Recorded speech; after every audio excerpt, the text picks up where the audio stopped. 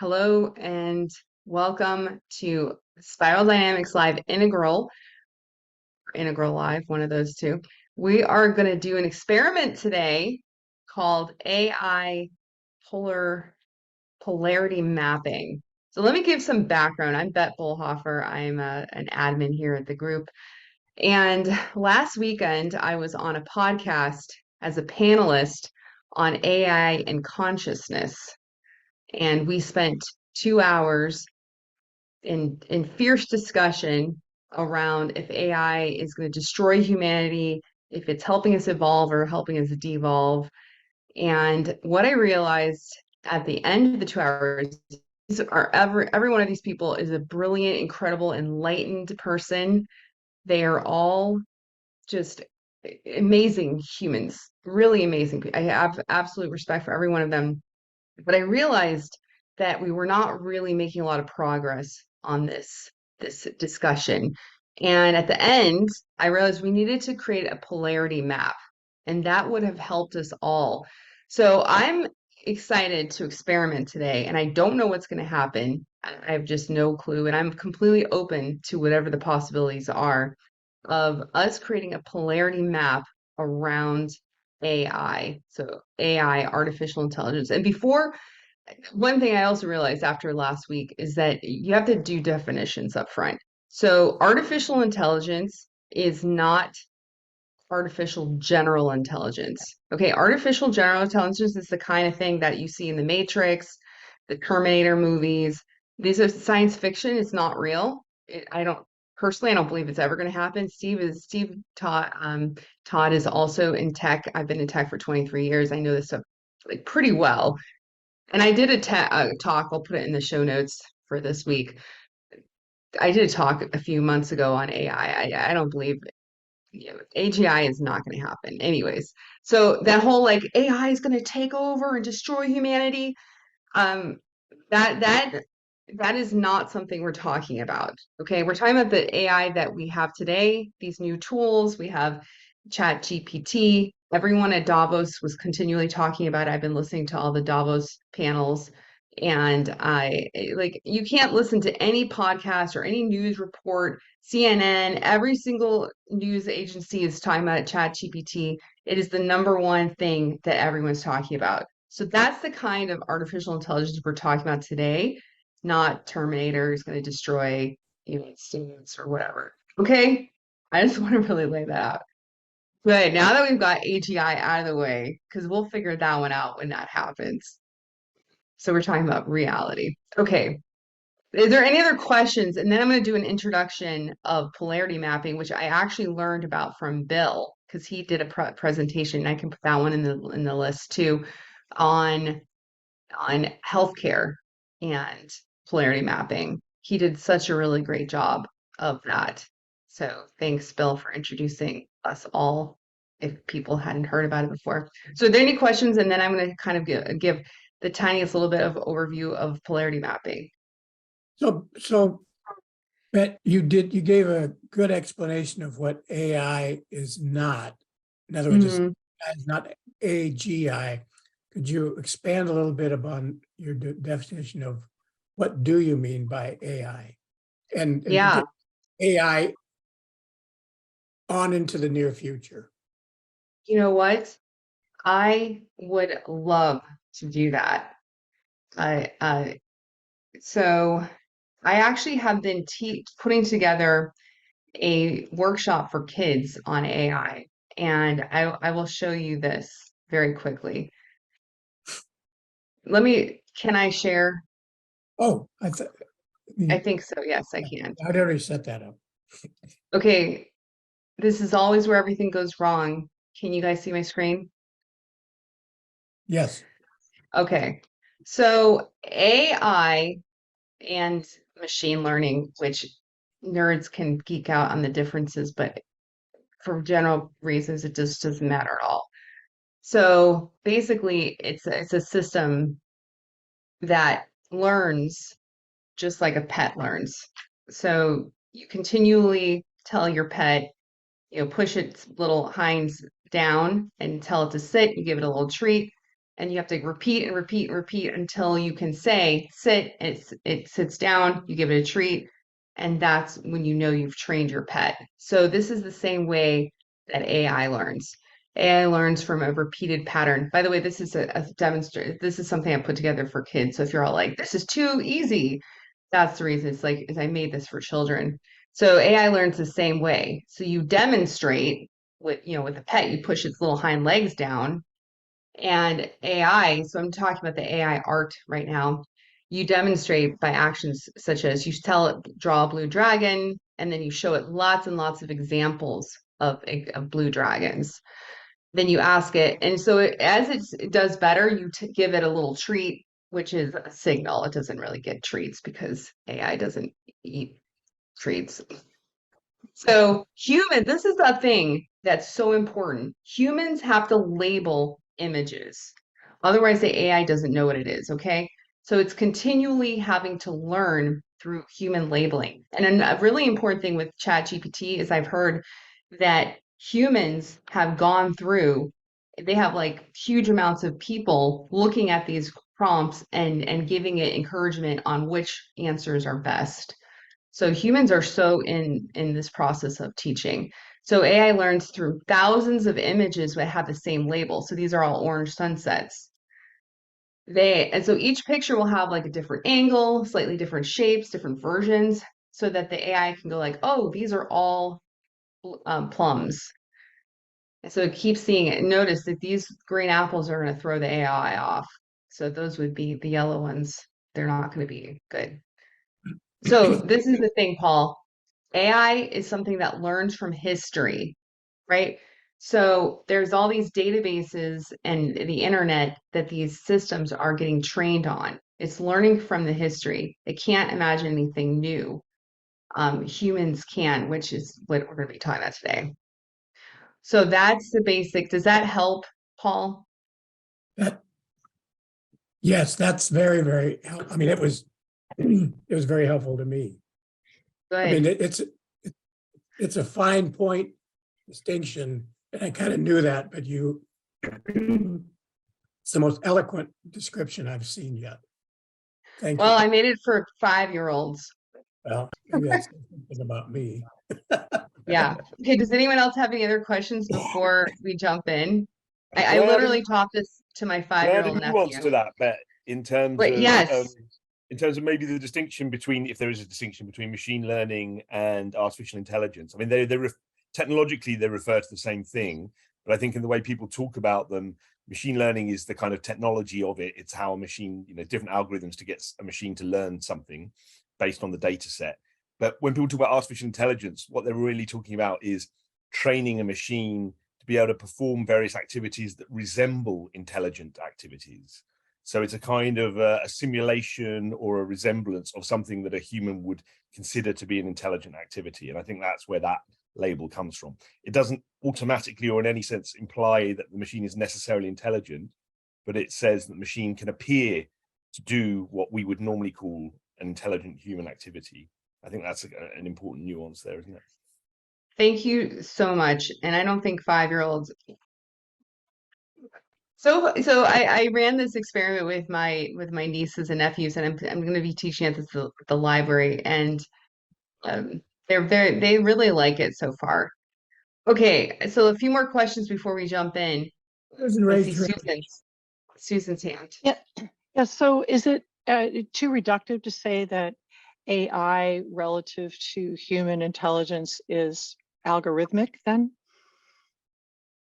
Yeah, it's very much just very, very rudimentary. I mean, not rudimentary. It's basically looking at history, tags, algorithmically looking. It's very lots and lots of code just trying to parse through this data. No, I understand what it is, but I'm just asking if the term algorithmic for someone who understands it Mm. is inclusive enough, or is it too simplistic to describe what AI is relative to human intelligence? I'm looking about the term algorithmic because it's just inputs of lots of data. You have to include the data aspect, because you have human created algorithms which aren't trained on data, they're just trained on human experience.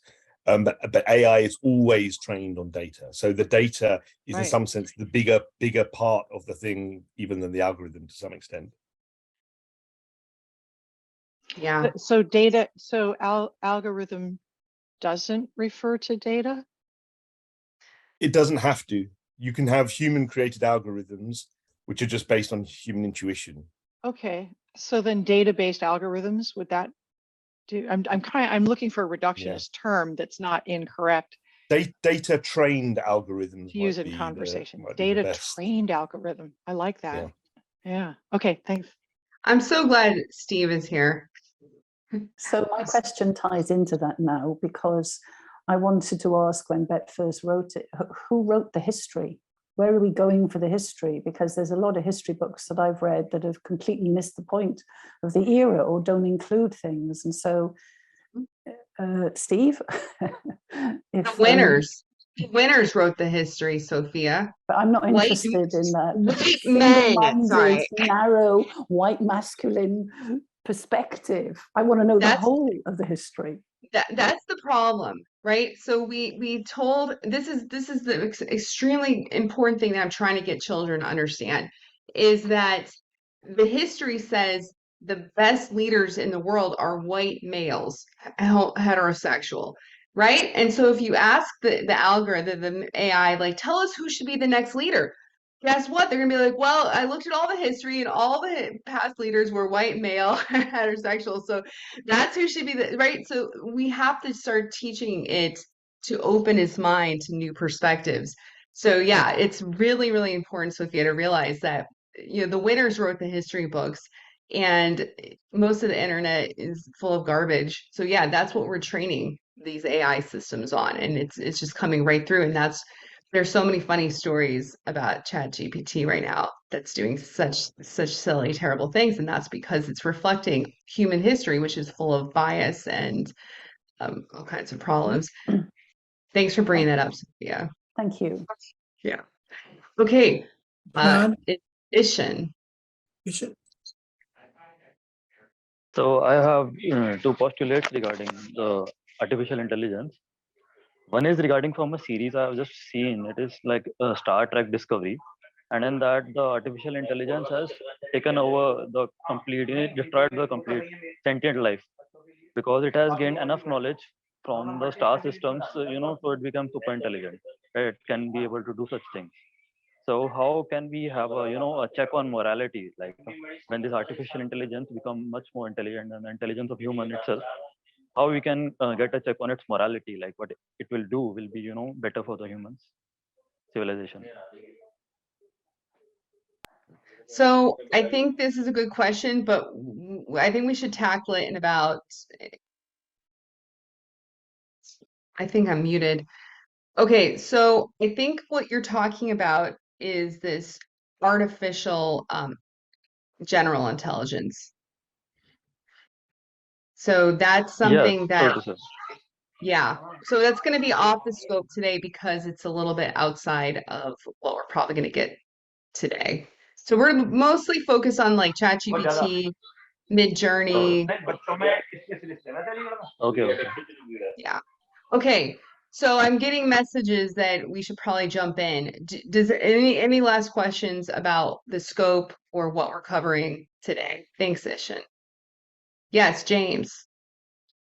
I'm kind of curious about your boundary on the last slide about AI can't think of any new things, humans can think of new things. Just kind of checking if that's our a priori definition. Like that's actually a fairly deep philosophical claim there, depending on what is the definition of new and think. And Mm. is that on the table here or is that excluded? I think it's really an interesting discussion, which I hope we get into, because my polarity map, I actually built it around creativity. So I think something that we could decide together is what do we think, is good about humans? I mean, that could be like, that could maybe take a few hours. But so everything that I've seen from AI, and I've been like just really obsessed with it lately, is that it's just recombining things that are existing. So then you could get into like, is there anything new under the sun? Is there actually anything ever new? Right? That could be its own discussion. And maybe creativity is always just recombining things that exist. Anyways, I think this is one of the hearts of the discussion today, James, is like, is it helping us be more creative? Is it taking away our creativity? There's a lot of things that I'm hoping we can get into, and that's where the polarity map is going to help. So yeah, okay. Thanks, James. All right, one more, Paul, and then let's jump in. Yeah, just real briefly, and I'll somewhat respond to what James said. I've been doing a lot of reading recently on the issues of consciousness and that issue in general. And where I'm at right now in my thinking is that if you make the distinction, I'll just focus on the word intuition. You know, humans have intuition, as you stated, but even machines that can learn don't have intuition. Well, okay, so where does intuition come from? You know, and if you view it as, you know, and there's all kinds of, you know, you can go to, you know, Sheldrake and his morphogenic field and what is it, collective consciousness, you know, Akashic records. There's this, you know, they're full of stories about where that there's these huge storehouses of knowledge that a person can intuitively tap into. Well, if you had a global brain that knew everything that was knowable on the planet, you could potentially build a computer to tap into that. You know, and that's kind of how I see the distinction. It's where, you know, is that heretofore unknown information in the collective consciousness, or is there indeed that bit of information somewhere out there in the collective brain of humanity, which theoretically could be duplicated through some incredibly sophisticated computer networks. Yeah, I think these are really interesting questions, but it's I don't think it's technically feasible. So let's just try to stick with what's technically feasible on February 18th, 2023. And then from there, we can, at least all of us can have a good idea of what's going on. And then from there, we can deal with the future as it pops up. We are standing at the frothy edge of the undetermined future right now, as Bruce Alderman said at the What's the Future conference. All right. All right. So I'm going to go ahead and share my screen. And I'm going to try to do my best here with explaining polarity maps.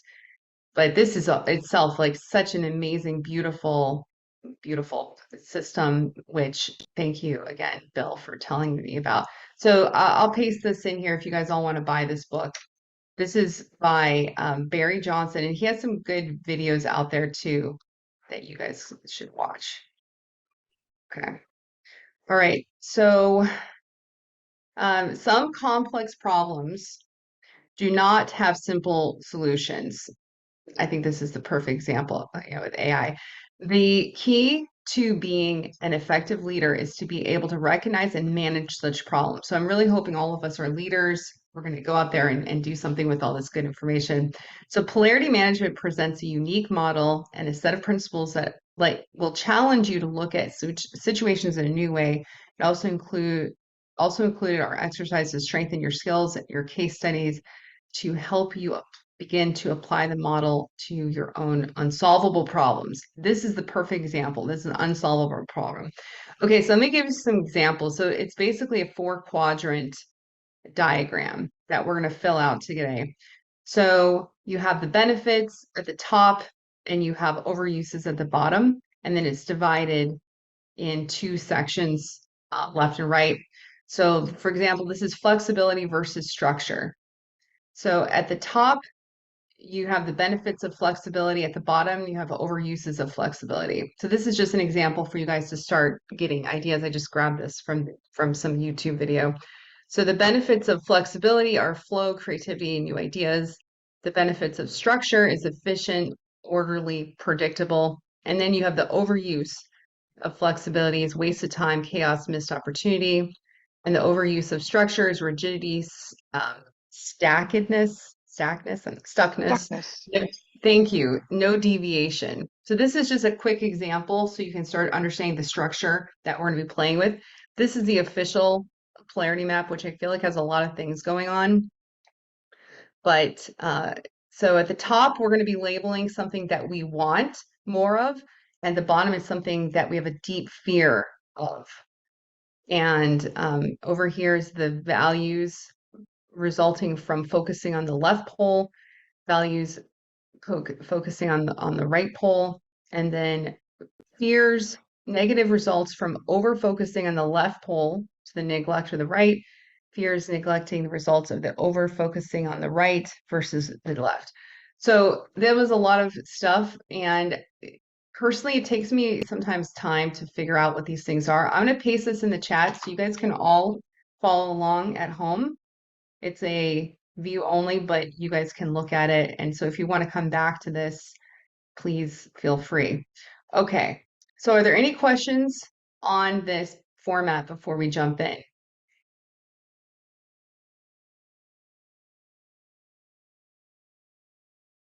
Okay, I'd say go ahead.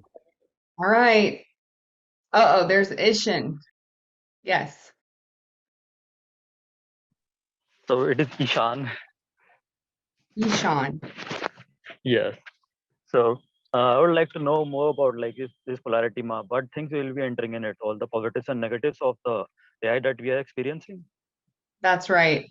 Yep. I have created a template and I've created a bunch of them. So if we run out of space, we can keep adding more and more. Amazing. Yeah. It would I be know, amazing to. isn't it so fun? Okay.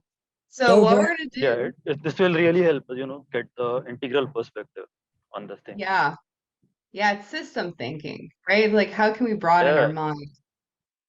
All amazing. right, let's do it. So I think how we'll do it is raise your hand and I will start typing what you guys are saying. So at the top, let's start with the top.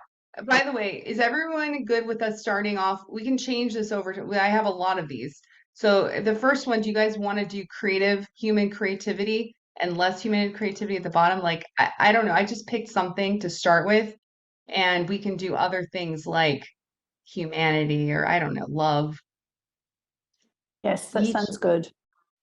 Ishan, do you have another? Yeah, go. Yeah, thank you, Yeah, I have Sophia. another question. I would Yes. like to know the context of, what things we will be talking about. You have told about the mid journey and AIs that we are ChatGPT like that. So we are talking Yes. about like those things which are actually present right now. So what Current. will be? Yeah. What's available to regular humans today? Not Okay. something that's in some lab that's like in development. Perfect. I have a All right. question about just kind of clarifying what are the poles, the two poles that we're looking at here. I'm a little confused if you're trying to do a two-dimensional thing here with the AI versus creativity. Yeah, so the way the map is supposed to work is at the top, you have this greater purpose statement, why balance this polarity at the top, and then the bottom is deeper fear from lack of balance. So at the top, you're trying to go towards something you want. Oops. And then at the bottom, you're going, away from something you're really afraid of. Can So you make that's the presentation part the whole screen instead of your whole computer screen? I can, but I won't be able to type into it. But Oh, yeah, I sorry. can just to show you guys. So yeah, I really, even if everyone just learned how to do polarity mapping today, the world will be a better place, right? So I'm excited to go over this. So yeah, you put this like, what do we want more of? And I think if we can all agree, let's just start with more human creativity is something we would like. And then the bottom is less human creativity.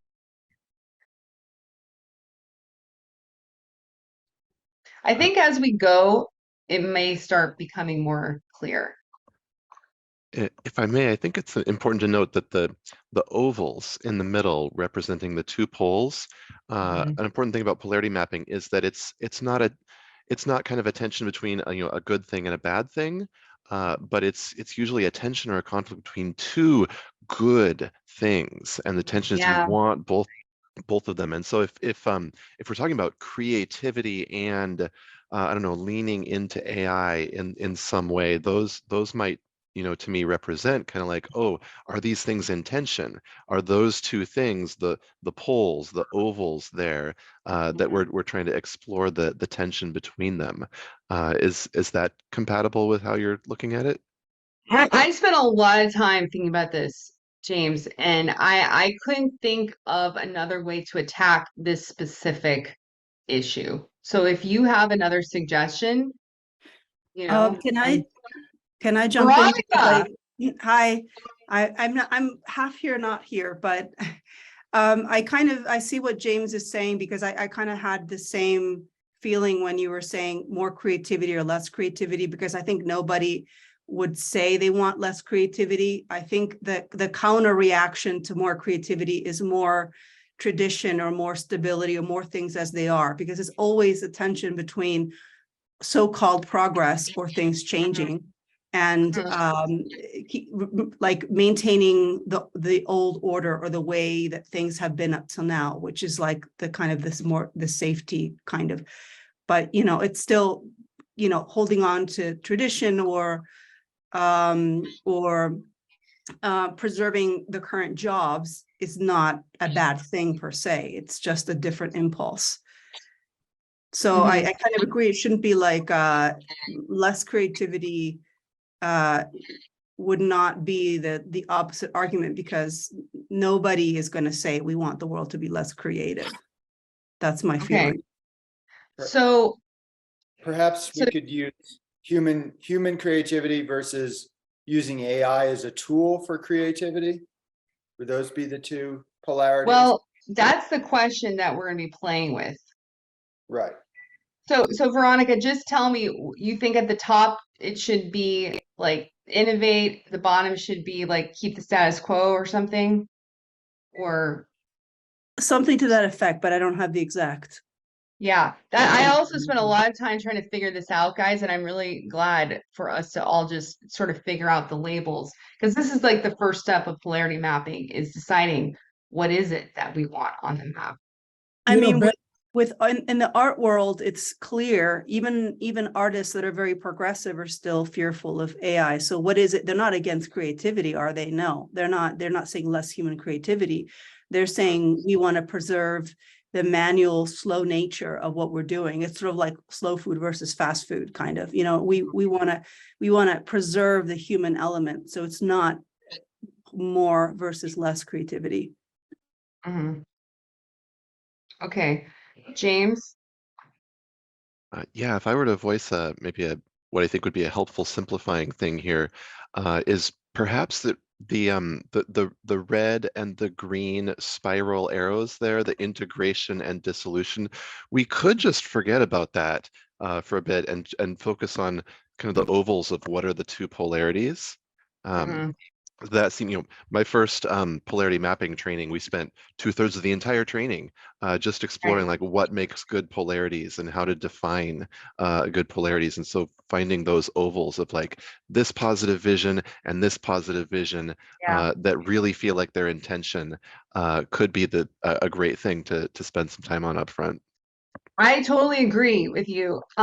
So what would they be? Would it be like innovating over on the left-hand side over here? And I'm just trying to figure out what are they? What should these be? Ben, maybe I'm in the minority here, but if you go back to the original definitions of what is supposed to be in there, and I may be I personally don't see based on what you said is, at the top is what do you want more of? Right. Well, what's the opposite of more? Well, the opposite of more is less. Right. And, maybe human creativity isn't the right word to use, but the polarity in a polarity map is not the up and down.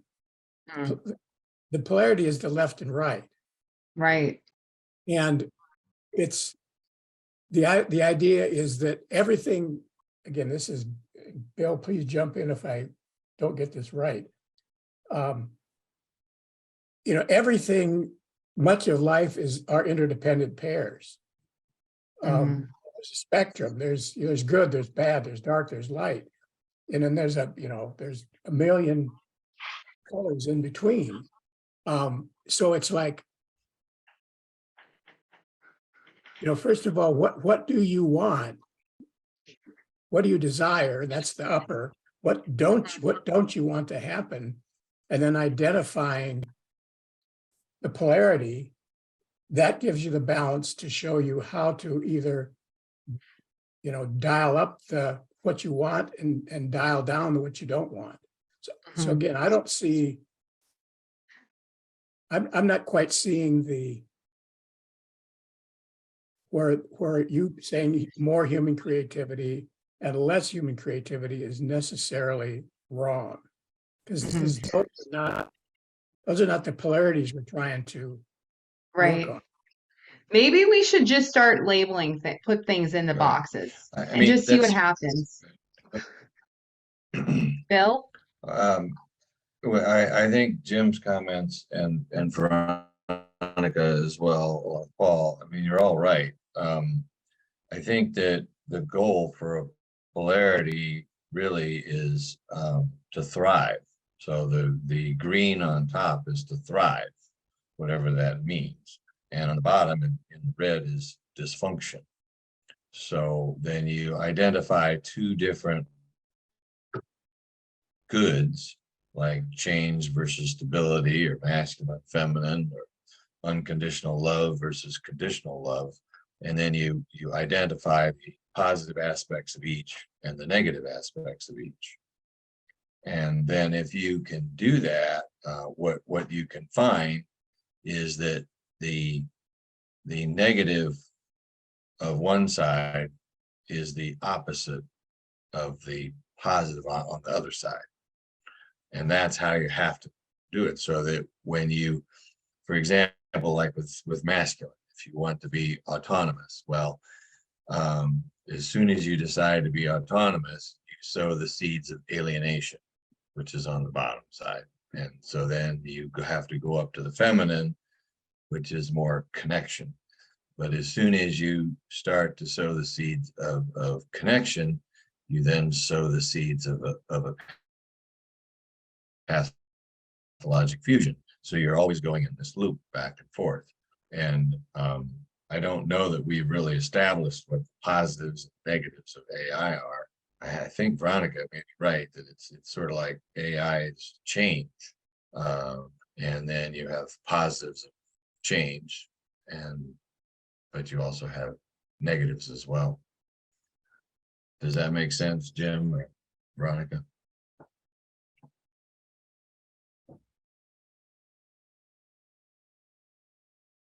So I suggest I have like 100 of these templates. I think we should just throw some stuff on here, see if it starts resonating. If we go like, oh wow, this isn't helping, we can just start on the next one. Okay? Yeah? Good. Yes, James? go, go, go. Okay, let's go. Okay. So let's start off with the top right, left-hand side. So up here and this side. So go ahead and raise your hand and I will start putting things in here. So if we reject AI and yeah, so what are the good things if we reject AI? What happens? Anybody? Or should we start over on the right, the other side? Maybe that's easier. Okay, go ahead, Paul. I hear Paul. Well, in terms of human creativity, if you reject AI, you don't have to worry about humanity being taken over by machines.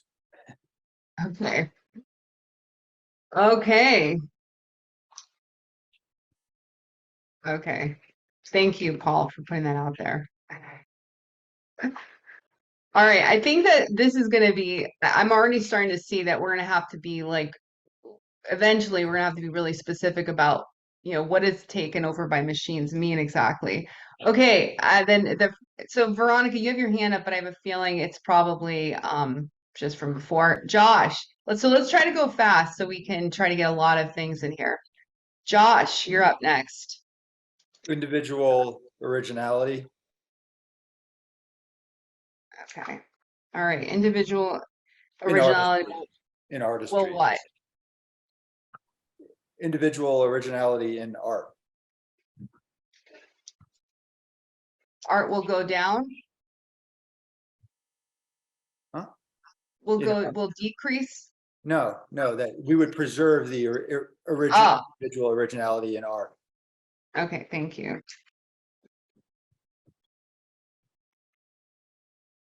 Okay, I think for Sophia is next. At present moment, you have access to the present moment rather than something that might have been years old, data that is years old. So present moment. Awesome. Thank you so much, Sophia.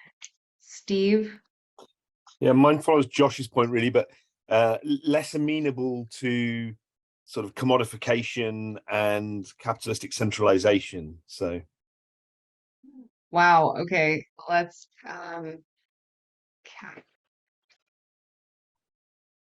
and monetization. yeah, monetization, centralization. So you don't just end up with a few Centralization. big AI creative houses that produce everything that everyone experiences or consumes or yeah. Oh, wow. Okay. Okay, nice. I probably can like make the double negatives go away because they're harder to understand. Okay, next is Paul. So make sure you take your hand down so I can know that you already said the thing, and then I don't. Yes, I didn't, Paul. because AI only learns from history. You will have access to totally new ideas. All right, good. So I'm okay, Susan.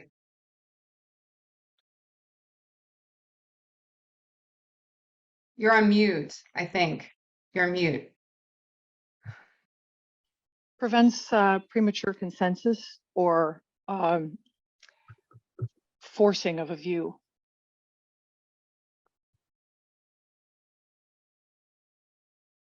Wow.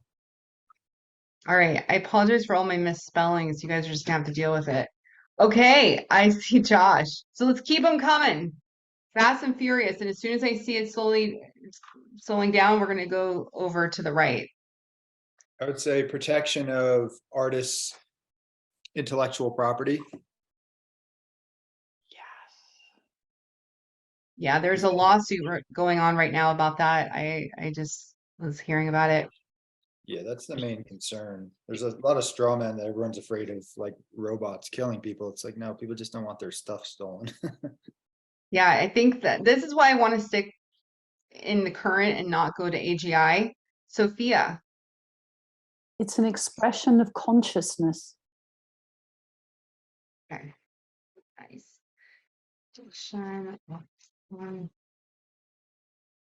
All right, Steve.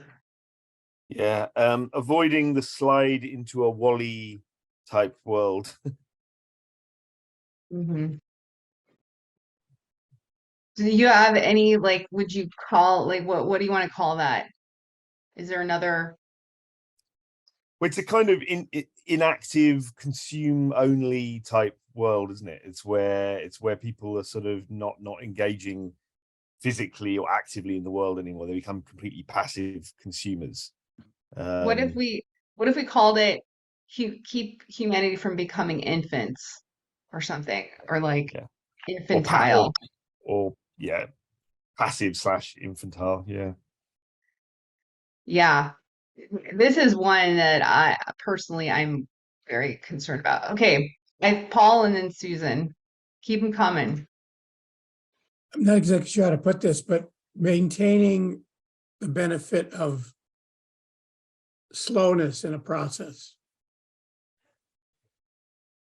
Sometimes in order for things to evolve, they need to evolve slowly, not, instantaneously. Here's an idea, and this computer can then spit out 5 billion different variations on it. Sometimes it's good for those variations to develop slowly.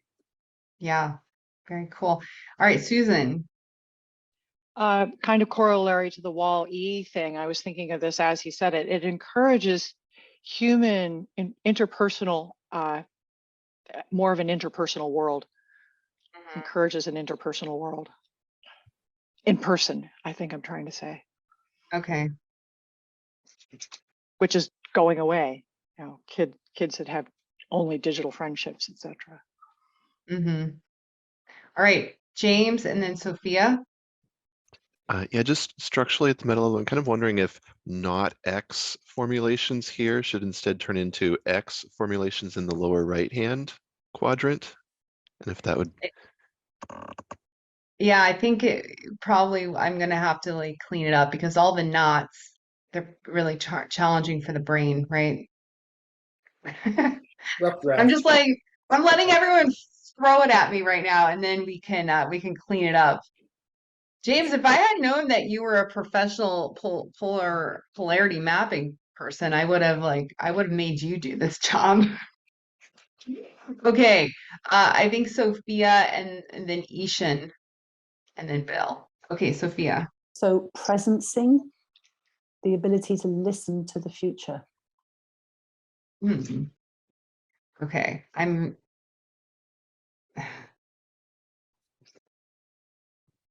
okay, I totally misspelled that, but I will try to fix it.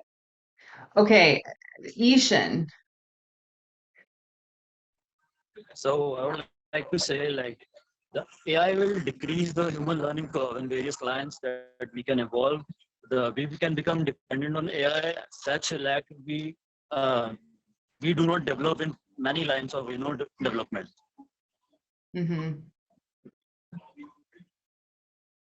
It will decrease the learning curve. So we're still on the reject the AI piece, right? Yeah. Okay. So humanity can continue to learn faster? No, it will decrease the learning curve. We can become dependent on the AI, like our learning curve will become less. Our lines will not be developed because we will, as for example, students nowadays are becoming dependent on AI for their homeworks. Yeah, I think James is right. I think and I was even thinking it that way too. The negative stuff. So we'll have a whole chapter for the negative things.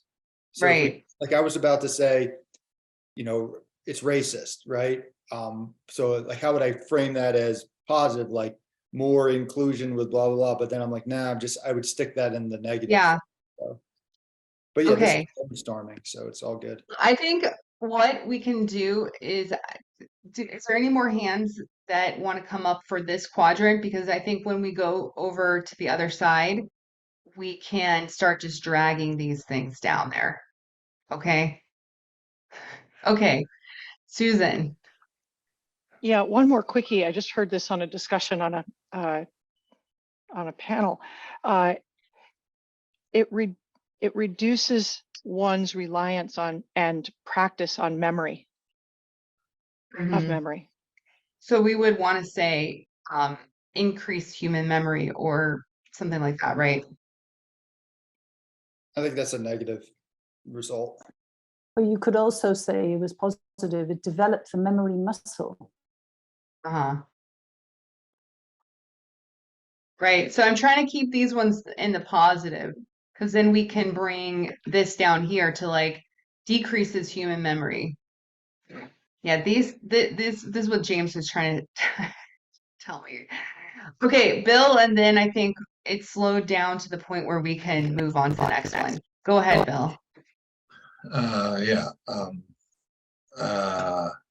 Like with what everyone else said, if we go over to the upper right and you want to embrace AI, you know, it makes us smarter, right? It makes it easier to get from point A to point B with Siri and all that, right?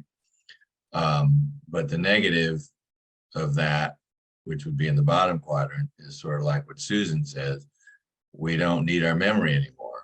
We can get a little lazier because we don't have to memorize anything. I mean, it used to be when you traveled to Europe or something, I mean, you had to map everything out. You had to know where you were going. And now you just get on your phone and you just go. You don't have to plan. You don't have to think about what the weather's going to be because it'll tell you what it is, you know, tomorrow. Yeah. And so, you know, those are, well, anyway, that's my thought. All right, let's do it. Let's go over to the other side. So, James, do you usually just go right to the bottom right-hand side? Because it's so obvious, then you can just start grabbing things, or is it better to go over to the top side? So I was just putting in a note saying that I think we're falling into the thing of being a little bit one-polled here, of kind of focusing on AI and focusing on the pros and the cons Yeah, of AI, which is kind of just like one thing though, right. where if we can define a positive, and again, the Yeah, toughest thing sometimes is finding what are the two positives. A positive on the other side of AI that kind of is not about AI, or maybe even, you know, kind of is pretty independent of AI. But if we're looking at something like human creativity, human ingenuity, human, you know, something that we can sort of talk about without it just being the negation of AI, then I think yeah. we'll set ourselves up for for the long term here in really wrestling with the tension. Because I think what's going to happen is I'm just going to basically copy all these and bring them down here, right? Yeah, And just yeah. create them. And I'm in support of Josh's framing that he's proposing there. Okay. Okay. So I think we should go over, unless anyone has what exactly James just said, does anyone have any just non-AI things about humans, like the value of humans and how beautiful humans are, to put up here? That's not like, you know, by the way, I'm not looking at the chat, so you guys, if you guys are sending like really important chats, like, oh, bet you're missing this or that, I'm not looking at the chat. So I want you guys all full Josh disclosure. was saying make the poll maybe human creativity versus machine creativity. Ah, okay, Right. so Or this is human over here. intelligence versus artificial intelligence. See, I knew we were gonna figure it out together. That's why I wanted us to figure it out together, okay? Or you might want to say human creativity and artificial information, because we don't know if it's intelligent. That's Okay. fair. Yeah, that's fair. Or just data is in. I mean, is information necessarily artificial? Might Using it just be- data? Does that do it? Do you guys see that we kind of come to this realization together by doing the practice though? I think we wouldn't really know what we were talking about. I don't think human creativity versus data is using data, because, I mean, let's be honest. Harkening back to our earlier discussions, those cavemen 80,000 years ago accessed information. They accessed. Yeah. I mean, it's not like they were kumquats. So Machine creativity, Josh is saying there. I think it's a kind of yeah. You guys need to tell me what's happening in the chat. It's I just don't a have it quote. up. I mean, I think we get the gist of it of that. But yeah, creativity in quotations, like it's if it's not real creativity, I think we could drill down on what a better definition is, but doesn't Okay. that cover But the keeping pro the plus versus plus thing? yeah, keeping Okay. the same word leans into the tension of them maybe, being in conflict with each other or yeah. Let's even put human creativity over here because it's also a question. Says, Okay. says Then we have that. to change the top though, right? Because otherwise we've decided So tell the me wrong what the poll top should. entirely. What have we figured out? What have we learned together? What the top should be? Is it just more creativity? Maybe. More Can that creativity. is that Fair. Yes. Yeah, maybe. All right. See, we're evolving. Okay, Marjorie. Yeah, I just wanted to present something that I think someone like Nora Bateson might want to put into this mix in terms of evolution, the process of human evolution in relation to the rest of nature. As we are part of nature and we are evolving and we are creative, how are we being creative in relation to the rest of nature? If that makes any sense into this discussion. You know what? We talked a lot about evolving on our podcast, which everyone should watch that podcast when it comes out. I'll put the link in the YouTube video and I'll post it on the system whenever it comes out. But I feel the word evolving becomes very problematic and very challenging because it's just very, very, very hard to pin down. So I kind of like the word creativity, and I think it's a little bit more understandable. Okay, thank you, Marjorie. I Thank also you. really love Nora Bateson, so thanks for bringing her up. Mm. Can we now move on to this side over here on the right and talk about the plus side, the positive results from focusing over here? All right, let's do fast and furious, everyone. I'm gonna throw up those hands. Throw up those hands. Don't be shy. one up? All right, Paul. Yes. And I don't want to dive into, is there such a thing as machine creativity? But what machines do, what AI has the potential of doing, is it can multiply very rapidly benefits to humanity. Mhm. If you can, I mean, let's be honest, how much benefit do you gain by turning your lights on every morning, really? I mean, if you could delegate a whole bunch of those little tasks to an artificial intelligence, that would allow you to do other things that might benefit you more. So and that's what I mean by it can do more of the things, the mundane things for us that we can offload to AI so that we can do more fun. Mm-hmm. And maybe creativity isn't the right word to use for machine, but it's okay.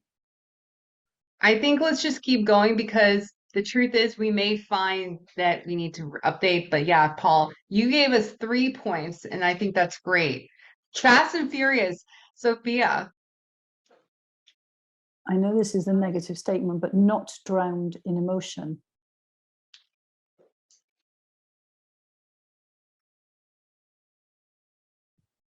All right, thank you. You could maybe put a / logic based. Great. Well, I was thinking that it had taken feelings into consideration, but the emotions themselves weren't in the driver's seat. Mhm. Oh, yeah, So it good. wasn't logic per se. It was the whole thing, but it was not drowned with emotion. I see your point. Hmm. Do you want me to modify this, Sophia, or do you think I captured it? I can't read what it says. My computer's small. Okay. All right, let me see if I can do anything. Okay. So, all right, I think I got it. Let's go to Steve. Yeah, the democratization of the production of creative works.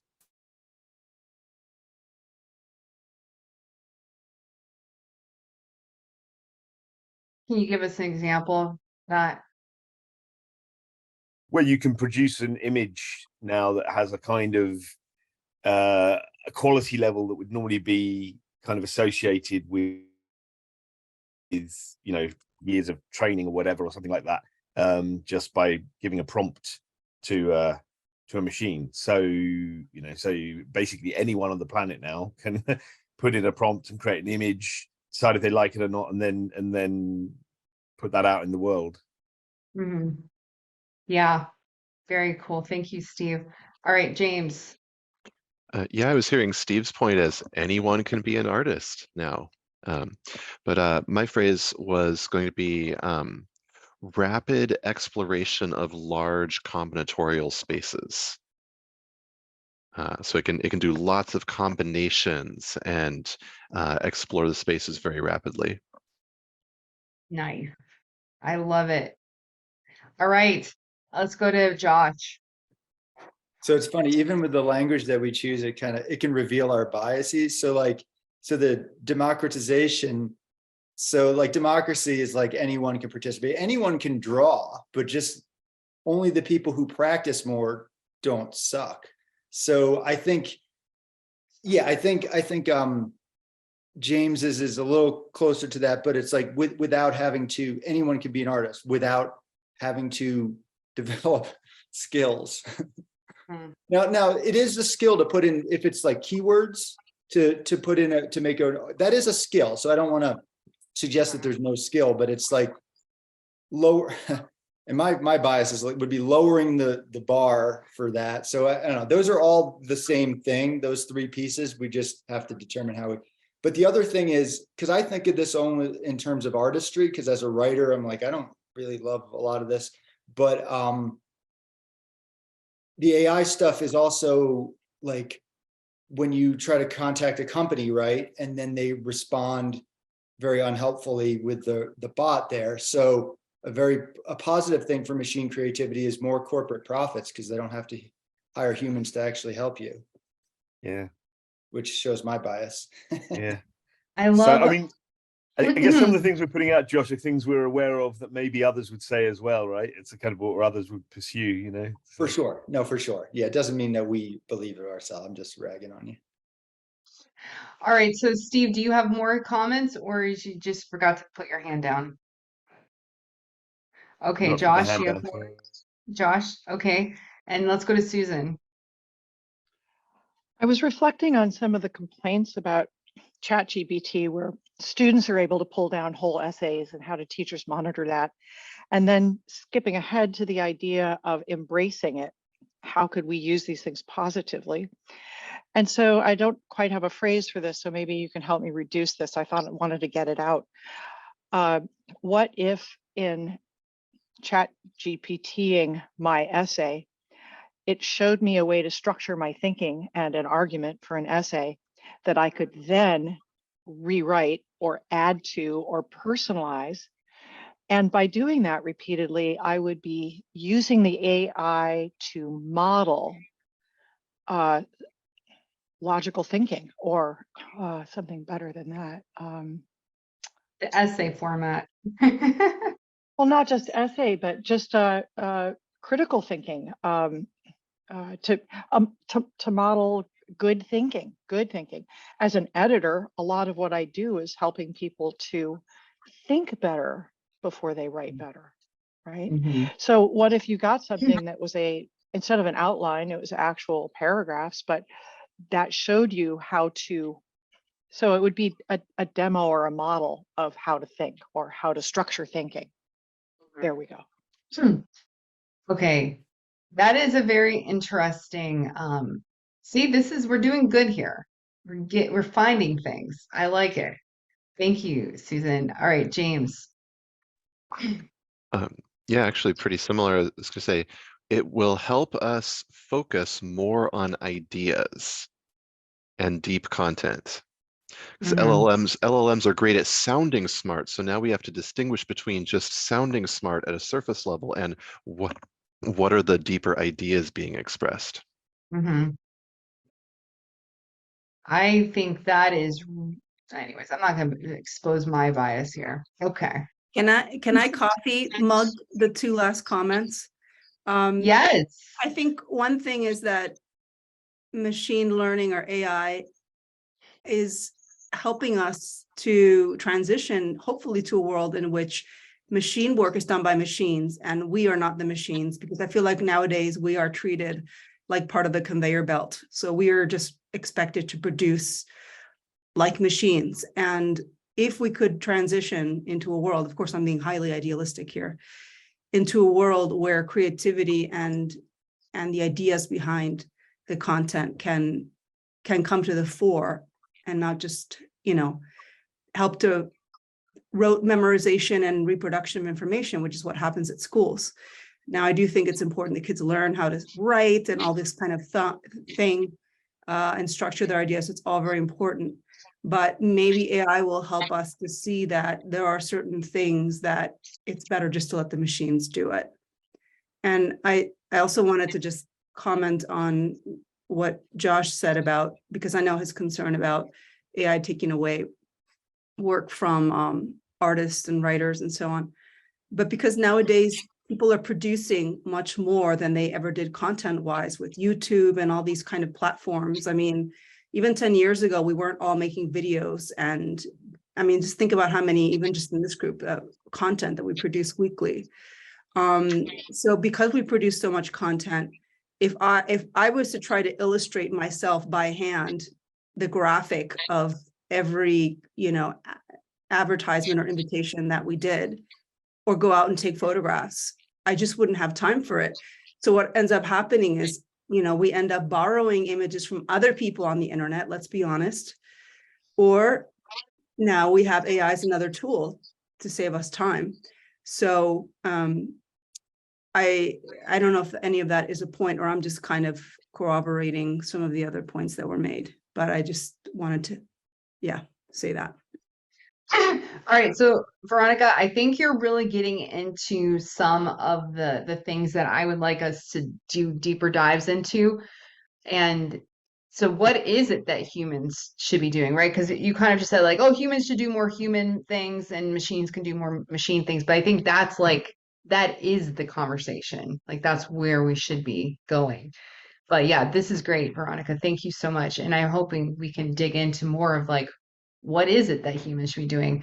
All right. So Steve, you have your hand up and I was writing, so I don't know if you were the next person up, but Shall I go for it? go for it. Yeah. So I want to sort of carry on a bit on Susan's theme there about education. So I think it can be an education tool. So ChatGPT is great at doing basically synopses. And just as an anecdote here, we use, I'm part of a weekly Buddhist philosophy group, and we asked it some Buddhist philosophy questions about really quite a distinction between two rarefiers of thought, and it gave a really high quality synopsis. And I don't know, because you don't know its sources, you don't know how much of that is just almost copy and paste and how much is regenerated. But the answer was very good. And then we used it in the group. We actually critiqued its responses and then asked it follow-up questions to clarify what it meant by certain things. And so as a reflective process, it was really quite interesting. It was anyway. So I think it can be used by humans as well to enable a kind of learning process or yeah. That is really great. That's really great. And as soon as Bing gets incorporated with ChatGPT, then our lives will be all perfect. Okay, thanks, Steve. Josh? Yeah, so I think that machine creativity can help smash the patriarchy, because so often the top of the hierarchy in art tends to be men and white men, straight white men. So this will knock them out of their position.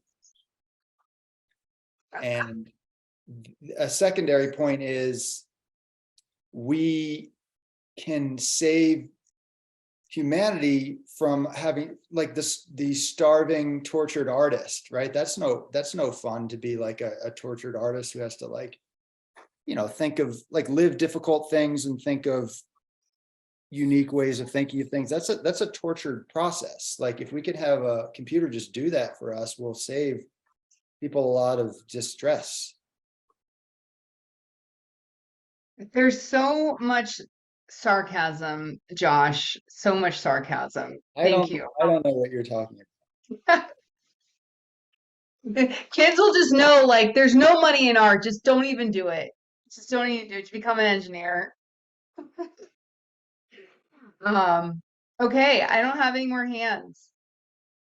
Did we dry up? No more ideas? Ishan had something, but then Ishan dropped off, I noticed. So he's back. It froze and then he dropped off. So he's back. I had something to say. Go ahead, Ishan.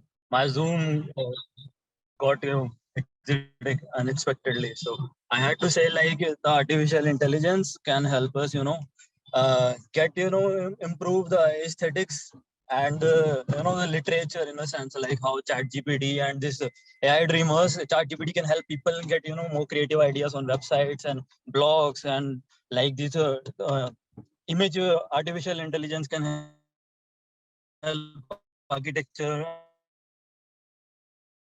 and designers, graphic designers, and architects how I can make designs better. So it may increase the overall aesthetics of the global level, aesthetics intelligence on the global level. Nice. Okay. Thank you so much, Ishan. I'm gonna throw a few in here that I haven't heard yet. So I think that humanity, is so complicated at this point, and thinking about the global world, we have so much data. Just trying to understand what's going on, what are the trends. I think that humanity has to leverage artificial intelligence just to get its arms around how are things happening, what's happening in the temperatures of the oceans and the atmosphere, what's working if we deploy new technology, what's happening. So I would say enables understanding of global trends, data analysis, and actionable, enables global understanding of trends, actionable insights into events, into whatever's happening. Trends. I'm just going to call it trends. So, like, if we deploy a huge amount of scrubbers that go into the atmosphere, we can use the data to understand, is that working, right? So I think that we're just at the point of we have so much data, we can't understand it. And it's one of the things that jumped out at me, I think this past week, I was listening to something on the amount of top secret documents in the United States. Like, we can't keep up with them. We don't know what they say. So they were saying we have to deploy like AI tools just to analyze all these top secret documents. Okay, so I think Susan is the next person with their hand up. I think, because I think Ishan already said something. It flattens the information access hierarchy. Okay.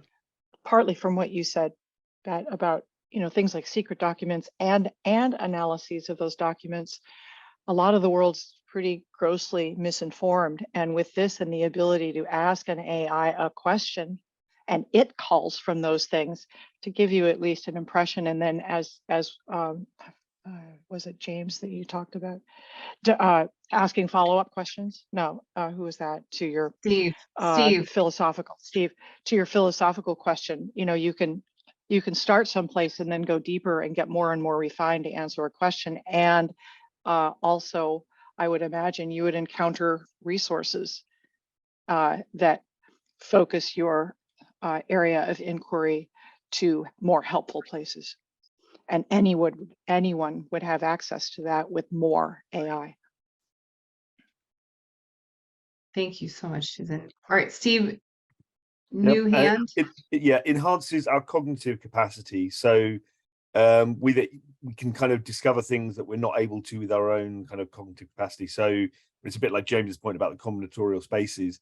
But for example, they're finding now that animals that they didn't realize before were communicating are communicating, because it was beyond our kind of cognitive capacity to realize that those signals were actually communications. But then if you give all the data and process it, through a machine learning engine, then you can start finding the patterns and the traces. So it's the ability to enhance our own cognitive capacities. Yeah, and another example is we're able to, and I don't even know if this is specifically AI, but we're able to understand like ancient sites. I was watching some ridiculous show called Ancient, what is it, Apocalypse or something on Netflix. It's very fun. But anyways, like they're able to now, I think there's probably some AI in there, but scan underneath the ground and use some kind of models to figure out what's really under here.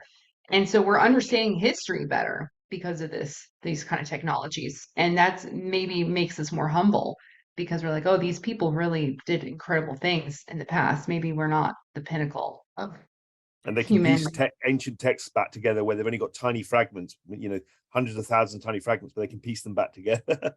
So, Maybe we can use AI to decode some ancient documents that we couldn't decode before and be like, oh, wow, these guys knew something really important. Okay, Josh. Yeah, I just wanted to say maybe for the next two boxes, pick a time limit because it's Oh, 9:20. whoa. It's 9:20. It's only 8:20 here. Well, you know what I mean. But All right. All right, so let's do it. Let's keep going rapid fire. And I think a lot of the ones down here are going to just be like, it's sort of obvious. So James, any tips before we go to the next phase? It just depends on what we want. We could spend some time moving things. We could try to come up with other things, or we could say, hey, we've got a bunch of the negatives mixed in across these two things, and what kind of conversation do we want to have with our last 40 minutes? Could be open too. You know what, James, I like that. So the last 40 minutes, how I had an editing suggestion that go back to the previous slide. okay. And this is coming out of the fact that we went through it. This was a very creative process, by the way. It did help me clarify. Maybe the two polarities, because we're getting at the issue of human creativity or more creativity or less creativity. That's the issue. Polarities, I would say, could be represented again by, on the left side, less AI, and on the right side, more AI. Yeah. You think that's the best thing? Less Well, AI, more AI? it's just my thoughts on it. It's partly coming from, I know, I haven't done an awful lot of this, but you have, but James has alluded to it and Bill's talked about, you have to be very clear about, are you going up or down in your labeling, or are you going left or right?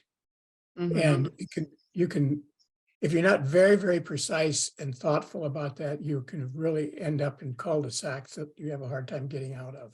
Yeah. I don't think we've necessarily done that here, but I guess my comment is circling back. What I see in bodies here really is a discussion between not human creativity, but less AI, and not more, and not machine creativity, but more AI. It's what's generating the benefits of Okay. more or less creativity. James? Does that make sense to you, James? I think I'm just going to avoid the poll definition argument, but maybe that points to the takeaways and kind of like, well, what is even relevant for us here? What sort of choice do we have about less AI or more AI, or what can we do? I think James is right. I think we should go and figure out what we should do. Let's all come away from this with an action item. All right, Ishan, and then let's move forward. So I would like to let you know, like as I'm seeing this, I have my comments on this, polarity map. Like as I'm seeing this, I am seeing, more items in the more AI, more creativity quadrant of upper right quadrant than in upper left quadrant. This really tells me like how biased we are, in the sense like the AI is more advantageous to us than it is destructive to us, in a sense. So this bias do exist in us. Don't think it's necessarily measured in qualitative though. Quantitative, I mean. It's not the number of points, but the quality of the points Indeed. made.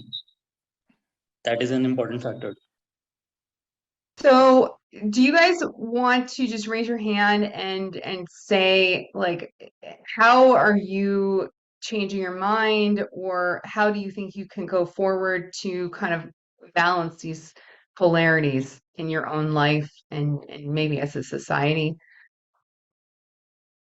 So, Josh?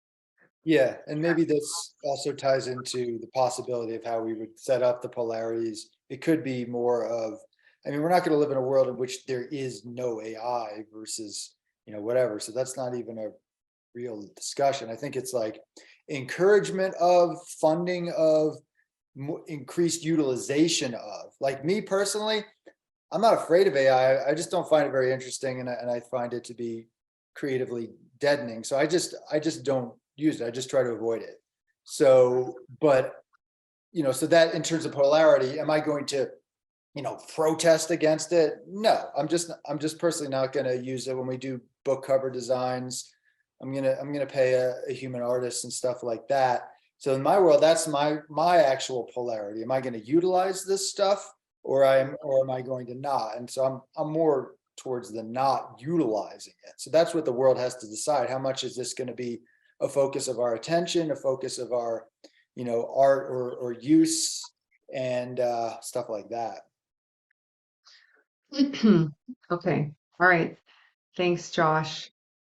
So, Paul? Well, and this is more of a takeaway. The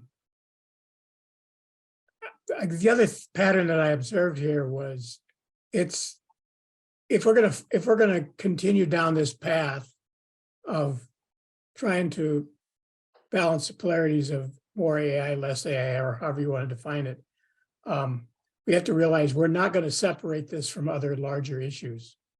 Mhm. A lot of the comments that were made really were not about AI versus not AI. They were totally based in the economic realities that we live in. And so it's, and I don't have a solution for this, but we got to recognize that AI is intertwining all these other things. And I guess the other thing is it's like anything else. AI it's a technology. I mean, let's be honest. I mean, I was really appreciative of your definition. The bad thing about it is that if your definition is that, and we really utilize massive amounts of AI, we're never going to get out of the cul-de-sac that we're in. I mean, how can the smartest computer in the world that only learns history and applies history get us out of the problems that history created for us? Mm-hmm. That's a good question. And I think that's one of my takeaways is that, and this I think what Veronica was getting into, excuse me, humans must focus on the things that humans are good at. Oh my God, excuse me. Right? And that's how we work. I was trying to not bring my bias to this, but it seems like it's coming out. So what I believe is that AI is just a tool and the human needs to stay in charge. and use it and know it is so full of bias. And when it brings back an answer, like use the human brain to be like, no, we're going to fix this answer because it's, it's saying white male is the answer. But like, no. Right. So that's the thing is like, how can the humans use the tool and keep the human intuition? Anyways, humans, yeah, so that's my takeaway is humans have to focus on things humans can do best. Well, and a variation on that theme, which goes back to my intertwining, is humans need, the big need of humans is we need to take responsibility for the fact that we are evolving and we need to evolve. I mean, in some ways, and this is maybe I'm being a little unfair in my criticism of the debate, not this particular one, but the debate over AI. It just sounds like a whole new set of boogeymen that humanity is setting up for itself. It's like saying, well, we know we're fucked. We know we're headed off the cliff, but we just don't really want to change any of our habits. So let's blame it on something else. And let's talk about that endlessly. And that's kind of what not this particular discussion, but the discussion of AI in general just seems like this big blame game. It's like we've created this boogeyman that we're endlessly talking about, and we're not getting at the core issue of how do we evolve. I mean, how do we proactively evolve? All right, I lost track of whose hand exactly was up next. I see Ishan at the top. So Yeah, so I have some things to notice. I have 2 points that I would like to let you know. One is regarding the AI. Like when there were times when the industrialization happens and the factories become emerging, when the machines become in the societies, there were many people who lose their jobs because machines were taking over their work. And moreover, after coming of the World Wide Web, there were many people who were, they don't want to use the internet because they think like they would it would make their lives worse. They would take take the humanity out of them. Using these technologies will make them less human, and so and so. So as we are evolving as a human civilization as a whole, we have got this a tool, a sort of that is artificial intelligence that we have developed as a culture, as a technology. And what we can do now is we can take the initiative to use this tool mindfully so that it may collaborate with us. This thing we use it in a conscious manner, and we can evolve together. That is what integral does. It does not negate something or represses something. It does not pushes things out. It integrates things, and that what has emerged out of us is this artificial intelligence. And what we have coming now is how we can integrate this into our society. And I see like it must be it must take time. It will take time, like how we will use it. And it will it will become some to and fro until we resonate on the same level as a human society, that artificial intelligence will truly become a safe place for every human to collaborate with. And the second point I would like to let you know was regarding some of the conspiracy theories I have heard regarding the artificial intelligence. Like the question I asked, and the first question I asked, I didn't know about the context of this. So it may go a little off, but I would like to notice because it is an important point for me. Like a conspiracy theory I have heard was regarding there's an artificial intelligence, a super powerful artificial intelligence that has come into our timeline, and that artificial intelligence, is too much intelligent that it is taking control over, all of the humanity, and it will indeed take control of all over humanity. And that may sound bullshit. That is kind of bullshit, but it doesn't matter until we are in present moment, and we have all the probability to choose what which timeline we go into. But this is indeed a possibility. Like artificial intelligence can have a possibility to exceed a human intelligence, and that will be an unprecedented thing which scares most people out.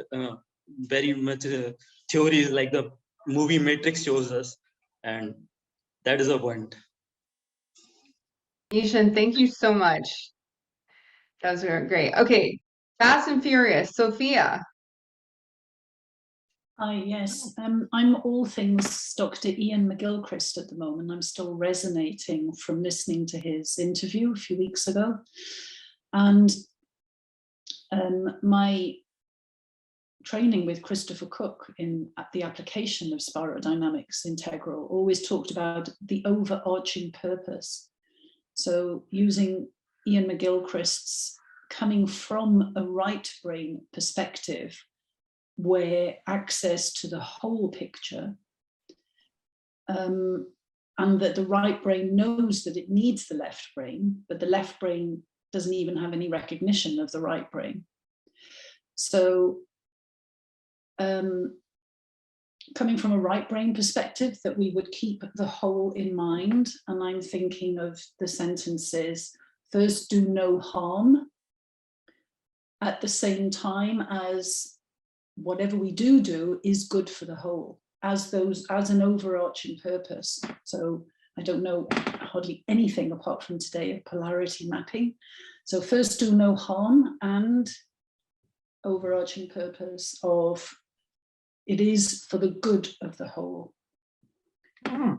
So that right brain keeping the whole perspective, and the left brain does its valuable work of creating the logical linear structures that are needed to be able to support the right brain wholeness of the possibilities. I am the hugest fan of Ian McGilchrist. I'm almost done with his book. I haven't finished it yet, but I totally agree that this is how we should be approaching it. The right brain is so incredible and beautiful, and we in Western society are just so focused on the left brain, and we forget that the tools are there for us to leverage. They don't become the purpose. So thank you, Sophia. And I hope everyone goes and reads that book. Maybe someone can drop the link in the chat for the Master and His Emissary by Ian McGilchrist. There's loads of really good videos on channelmcgilchrist.com. It's already up. Yeah, Did you say the Master and the Emissary? Yeah, Master and His Emissary. It's like his very latest one, The Matter with Things, is the one that he's talking about, which is a culmination of 30 years research. It's in 2 volumes, but you can watch 60-minute videos. I'm in the middle of watching a series of his interviews with Alex Gomez, and they are brilliant, absolutely brilliant. I highly recommend. paste in the chat, Sophia. Thank you so much. Okay, Thank good. you. I'm not looking at the chat, peoples. Okay, let's go to, I really wanted to go, I think Bill was next. It's reordering. Is James next? Zoom keeps track of hand raising it? ordering.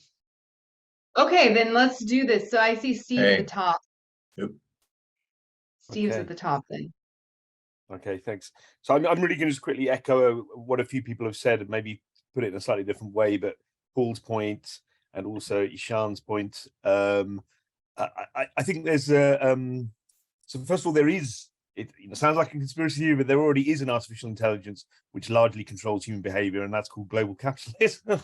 So that has a very, very big impact on what everyone does every single day, moment to moment. So that's already happening. And I think part of the problem is, since the scientific revolution, technology and that kind of art, if you like to call it, as they used to call it back in those days, is framed in a purely secular way. But what that's really come to mean is devoid of ethics.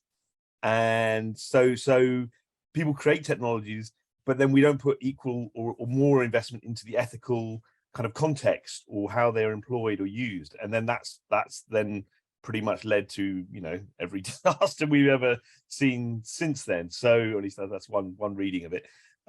So I think there's a kind of a need to say, well, ethics has to come back into the picture. We can't just say technology for technology's sake. It's like there should always be, why are we doing this? What's it for? Is it for the benefit of humanity as a whole? Does it, you know, how does it play in the big picture? Just because we can do something doesn't mean we should. So there we go.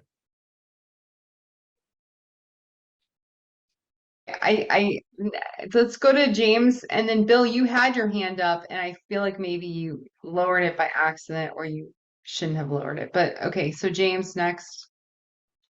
My takeaway of things, what we should do is that we should use the mirror nature of AI to increase our own self-awareness.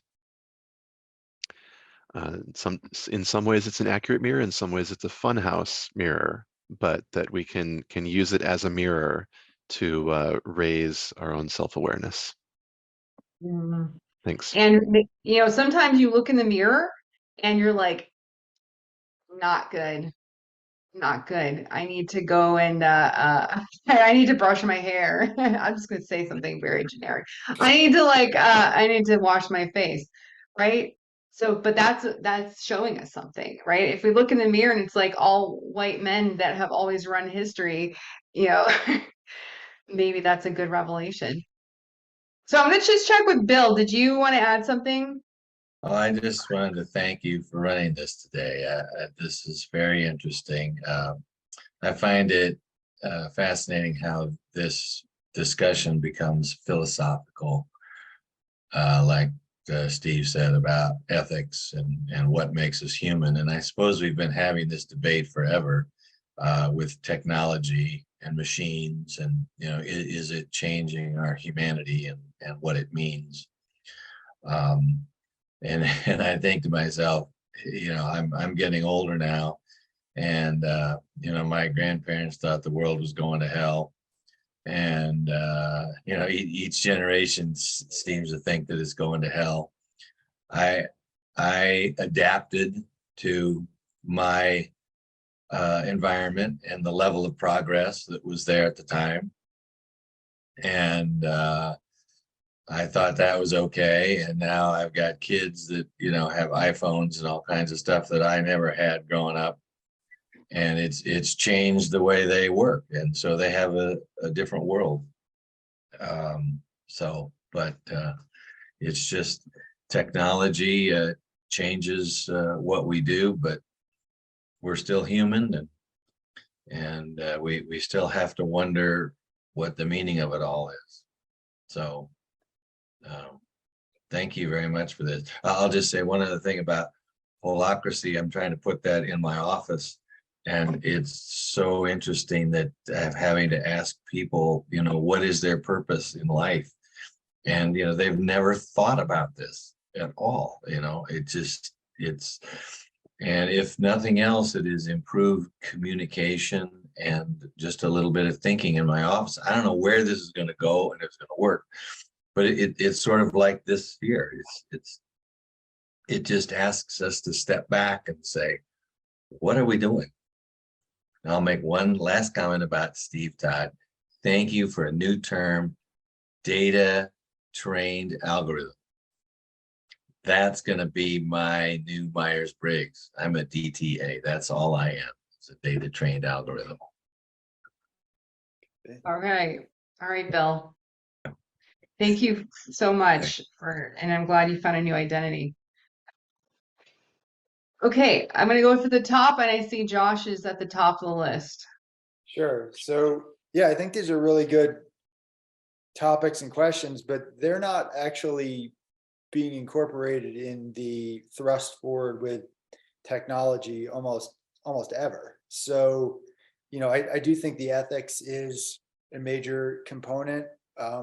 We can put it down on a list here and a few people can say it, but it's not factoring into the decision-making process and the way it's moving forward. The idea of do no harm is certainly not being looked at. The precautionary principle is almost non-existent in our world anymore. And at the very least, it's like, does something do more good than harm? Even that isn't even looked at it. And I think, yeah, it's just, well, if we can do a thing, let's do it. Let's engineer whatever viruses we can. Let's just play with that just for the sake of it. And it's like, well, why are we doing it? Well, we can do it, so let's do it. And so back in the 50s, they were like, oh, in the 20s, oh, the world's going to hell. And they were eventually correct, weren't they? Our life expectancy is going down. Our human happiness quotient, etc., is going down.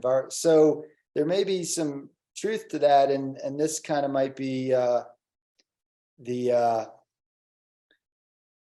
I don't want to say the death knell, but even though I think those, and I actually haven't seen a single person anywhere on the internet say AI shouldn't exist because it's going to kill us all. I've seen that in books. I've never actually seen anyone argue it. I'm sure someone is, but what I'm realizing about how the world works is that you do need an almost blue level advocacy of right and wrong to push back against something so it can even have any semblance of balance. And so right now, the whole thrust is, well, we're doing this. There's billions of dollars in it. People are having fun with it. Like 99.99% of it is moving it forward without any breaks whatsoever. Maybe the only thing that could actually make people stop and think a little bit is some fanatic coming out there and saying, this is going to kill us all, blah, blah, blah. Of course, we straw man that, and that makes it easier to ignore. But somebody coming into a thing saying, well, we should put, you go to Google, like, hey, how about putting an ethics into it? And they're like, oh, we'll definitely write that down. And then they're just like, toss that out. So we're not really affecting the process in any way, shape, or form with the ethics component to do no harm. And the question is how to actually get that into the thing. And I think it's old-fashioned activism, and us, and the last thing I'll say is us in our integral spaces, we're like, all right, that person, look at that person. They're very extremist. Look, they're only focusing on the shadow. They're ignoring all the light. It's like, yeah, but that's how the processes work in society. It's like these opposing forces. So basically what I'm saying is I do hope there are more people who fight AI, even though I think that position itself is intellectually not accurate and ultimately won't solve a thing. There needs to be some other side of it, because we're just going whole hog into anything technology, and let's not pretend that we're cell phones, and just look at the statistics of girls and depression and wanting to kill themselves from social media. So that's real stuff. So are we just going to be like, yeah, but I can do fun things on it. If millions of little girls kill themselves, oh well, we got to have these, we got to figure this stuff out, but we probably won't. Sorry, I'm very pessimistic these days. Thanks, Josh. All right, Susan, we're almost done, guys. It's almost over. So I'm getting back to the root of things we should do. I thought everybody's inputs were great takeaways. If you look at integral philosophy of transcend and include, one of the things that we can somewhat rarely represent is tier 2 thinking, which doesn't mean we're above all of that. It means we appreciate it. And these tensions and these risks and the analyses that we can do, there's many things we're not analyzing with those templates that Josh just so eloquently posed. So I think that we have to look at the polarity as coming from different tier 1 polarities. Every worldview is in conflict with the previous worldview and not understanding the future, the subsequent worldview. If we have that overview where we function in our relative places in the world, we can help guide those processes, guide people in their views toward the more positive expression of their worldview relative to the subject. And we can reach down through all of those levels like blue and take polarity and do a process like this with it, which deepens our understanding, raises our fears, puts them on paper, allows us to evaluate them and see what is worth keeping, what we need to be more vigilant about, and where in the world we can effect those principles and take them into wherever we're active, and maybe encourage them in areas we're not able to be active. Like I'm not active in higher level politics, thank God, but I've had the opportunity to be in the past, and it wasn't ready for any of this integral stuff. So I backed away from it. But we are advancing all the time, and I think we can be beacons of that advancement. Thank you so much, Susan. All right, let's go to Paul. This is just someone in response to your what's this individual thing that I can do. I'm kind of redoubling my effort to try to understand what the heck consciousness is. I mean, everything I've read uses the word consciousness, but a lot of stuff I've read also says, well, we really don't know what human consciousness is. And I think for me personally, that's going to be part of my journey into the future, is exploring ways so that I can come up with a better way of framing what the heck that really is. What does it mean? Rather than just having this word, consciousness, and okay, I understand consciousness because I know I have a word for it. And no, I don't.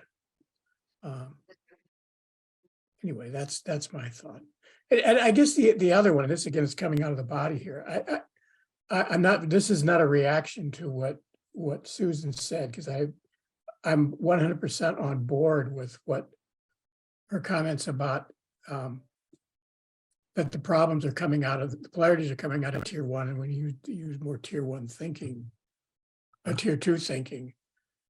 I sometimes wonder if one of the hesitancies we have from a position of being able to at least think in tier two ways is we're staring down the barrel of, okay, yeah, but what do we do about it? And to doing something about it may lead us to conclude that, well, we really do need to do something that we really don't want to do.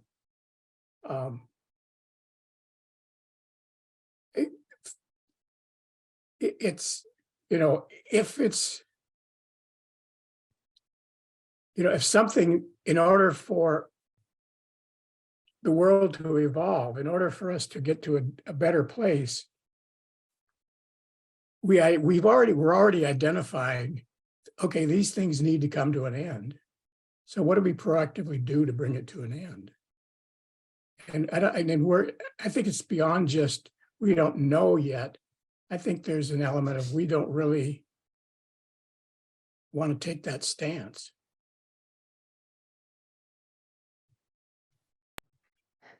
So I really feel like we just scratched the surface today, and maybe we can have a follow-up.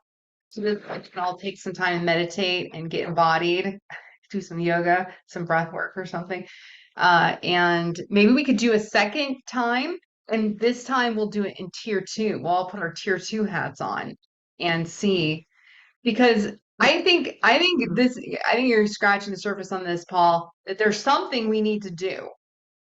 And we need to maybe envision an idealized utopia, and then also maybe not idealized, like dystopia, and then sort of figure out, like, what are the steps we would do right now to move us towards the good direction, and what are the things we can do right now to help prevent us from moving towards the wrong direction.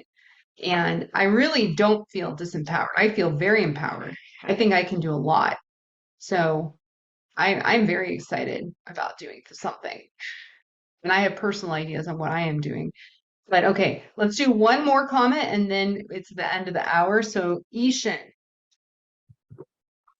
So I would like to let all of your attention go on to the fact, like right now, the technology has been just evolving since past 20 years. And, we have a very long way to go into integrating technology within our society, the advanced societies that we are going to become. And what I have in mind, a future postulate that is going to happen regarding a utopian society, a kind of utopian society, is that right now the type of AI we have and type of machines we have, the holons that they have are completely not the type of holons that we as a human, a developed consciousness, we have. We have the holons ranging from the atoms, molecules, cells, and all of the organ systems and to organisms. We have all of that holons. But the artificial intelligence and the technology that we have right now don't have all of that holons at all.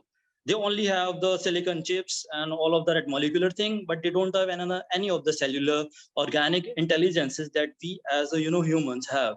And what I would like to let you know, like I have seen the possibilities in artificial intelligence in the technology itself, that right now the players that is playing in Minecraft, for example, they are creating a whole world and creating it in itself a whole everything. Like they have created Minecraft in Minecraft.